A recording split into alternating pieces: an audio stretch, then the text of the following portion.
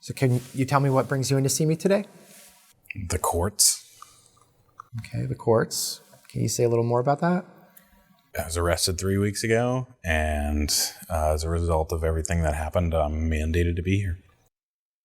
So why don't you tell me a little bit about the situation that led to the arrest? So my wife and I got in an argument, and we were both kind of yelling at each other. And when it gets that bad, what I try to do is just walk away from the situation and, create some space. And so I went to do that and walked toward the door, and she physically put herself between me and the door, which, I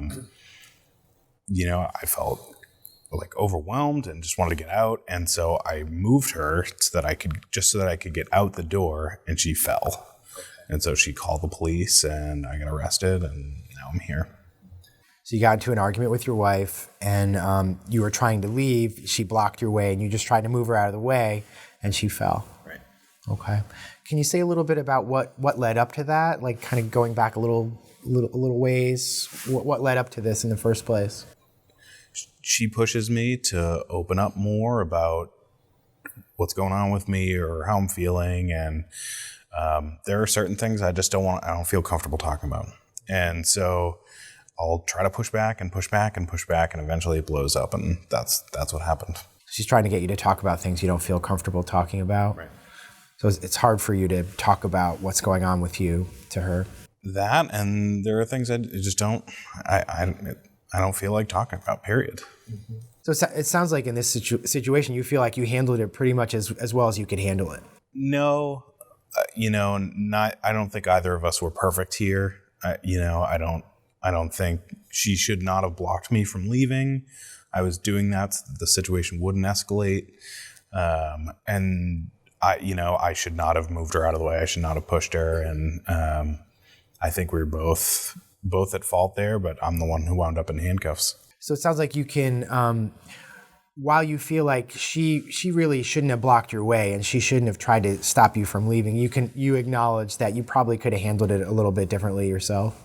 I don't know exactly how I would have handled it differently, but obviously I didn't want this to happen. I never wanted to ever put my hands on her.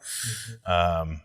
So no, I'm not happy with the outcome here. But how to keep it from happening in the future, I don't entirely know. But it can never happen again.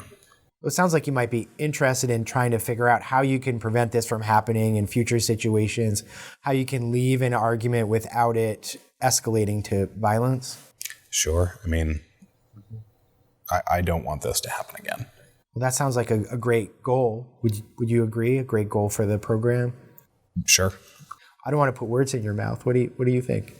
This can never happen again, one way or another. And, if that's something that this can help with, sure. But, it just can't happen again.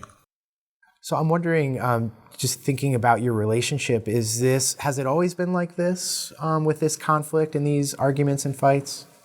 It's definitely worse since I got back from deployment. Things weren't perfect before I left, but they're worse now. They're much worse now.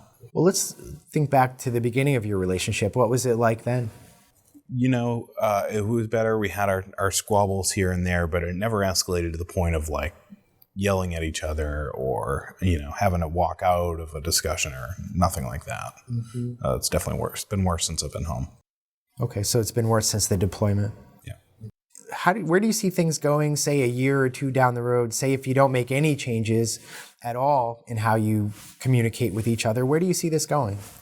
This was pretty bad. I mean, if something doesn't change, I don't see how we stay together. Something doesn't change. If changes aren't made, then you see yourself splitting up, getting a divorce.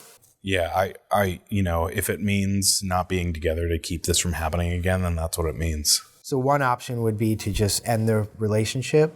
But what I'm hearing from you is that's really not what you really want. It sounds like you're not really ready to leave the relationship. It's not what I want, but if it's what it takes.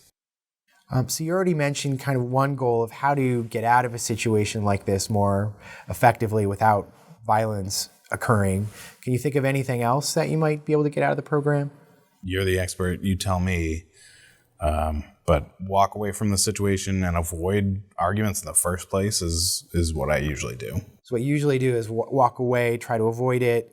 And it sounds like that didn't work particularly well in this case. So we're going to try to help you find another way to get out of a situation. Okay. Another goal that I hear you expressing is that you have a goal to remain nonviolent in your relationship no matter what happens. So that's a really positive goal as well. Absolutely. Yeah, I never want this to happen again.